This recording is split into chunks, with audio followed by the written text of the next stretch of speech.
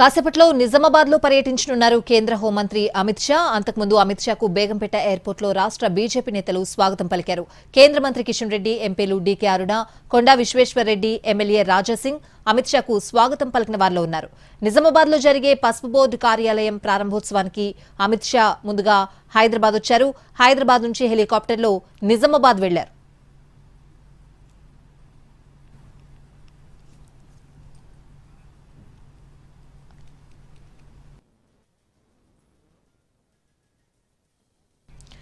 కాసేపట్లో నిజామాబాద్లో పర్యటించనున్నారు కేంద్ర హోంమంత్రి అమిత్ షా. ఇదే అంశానికి సంబంధించిన పూర్తి అప్డేట్స్ అడిగి తెలుసుకుందాం. మా ప్రతినిధి బాలకుమార్ నిజామాబాద్ నుంచి లైవ్ లో సిద్ధంగా ఉన్నారు. బాలకుమార్, ఎంతసేపట్లో అక్కడికి చేరుకుని పర్యటన జరిగే అవకాశం కనిపిస్తోంది? Okay, thank you Swathi. మరి కాసేపట్లోనే అమిత్ షా నిజామాబాద్ పర్యటనకు రానున్నారు. ఇప్పటికే కలెక్టరేట్ హెలిప్యాడ్ వద్దకు అధికారులు, బీజేపీ నేతలంతా కూడా చేరుకున్నారు. అమిత్ షాకు అక్కడే స్వాగతం పలుకుతారు. అక్కడ నుంచి నేరుగా ఆయన పసుపు బోర్డు కార్యాలయానికి చేరుకుంటాడు. పసుపు బోర్డు కార్యాలయం నూతన కార్యాలయాన్ని ప్రారంభించాక రైతులతో సమావేశం జరుగుతుంది. ఆ రైతులు ఎక్స్పోర్టర్స్తో సమావేశం జరుగుతుంది. ఇదే సమావేశం మందిరం ఇక్కడే అమిత్ షాతో పాటు రాష్ట్ర మంత్రులు కూడా ఇక్కడికి హాజరవుతారు. ఇక్కడ అందరూ కూడా పసుపుకు సంబంధించిన పసుపు బోర్డు ఆవశ్యకత, పసుపు బోర్డు అంశాలకు సంబంధించి రైతులతో మాట్లాడతారు. ఇక్కడికి చాలా మంది రైతులు గతంలో 2019 ఎన్నికల్లో నామినేషన్ వేసిన చాలా మంది రైతులు కూడా ఈ ప్రాంతానికి వచ్చారు.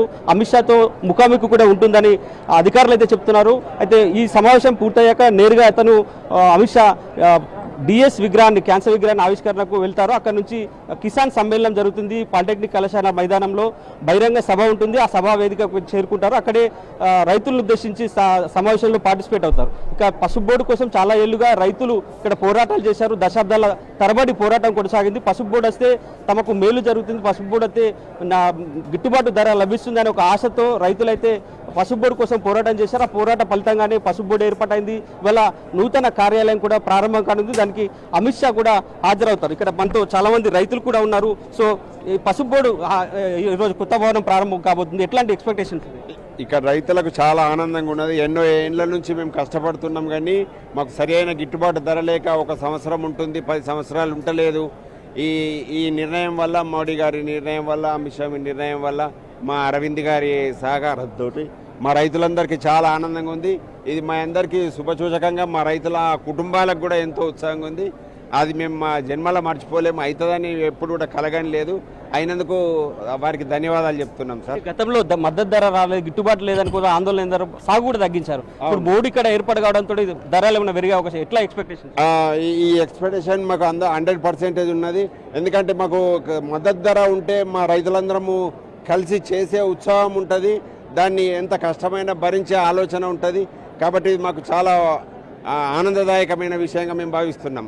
సో ఇది మొత్తం మీద అయితే రైతుల ఎక్స్పెక్టేషన్స్ బాగా ఉన్నాయి. రైట్ మరి కాసేపట్లోనే అమిత్ షా ఇక్కడికి చేరుకుంటారు. అమిత్ షాకు స్వాగతం పలికేందుకు ఇప్పటికే బండి సంజయ్తో పాటు లక్ష్మణ్ కూడా కలెక్టరేట్ ప్రాంగణానికి చేరుకున్నారు. అక్కడికి రాష్ట్ర మంత్రులు కూడా రాష్ట్ర ప్రభుత్వం తరఫున మంత్రి సీతక్క స్వాగతం పలికేందుకు కలెక్టరేట్ హెలిప్యాడ్ ప్రాంగణానికి చేరుకున్నారు. మరి కాసేపట్లోనే అమిత్ షా నిజామాబాద్కు చేరుకుంటారు. అక్కడి నుంచి నేరుగా పసుపు బోర్డు కార్యాలయాన్ని ప్రారంభిస్తారు. పసుపు బోర్డు కార్యాలయం అనంతరం రైతులు, ఎగ్జిబిటర్లతో సమావేశం ఉంటుంది. సమావేశం అనంతరం బహిరంగ సభలో పార్టిసిపేట్ అవుతారు. దాదాపుగా 3 గంటల పాటు ఆయన నిజామాబాద్లో ఉండనున్నారు. ఇప్పటికే ఏర్పాట్లన్నీ కూడా పూర్తి చేశారు. ఇటు పోలీసులు కూడా కట్టుదిట్టమైన భద్రతా ఏర్పాట్లు చేసి అమిత్ షా పర్యటనకు సిద్ధంగా ఉన్నారు. Kumar, thanks for the updates.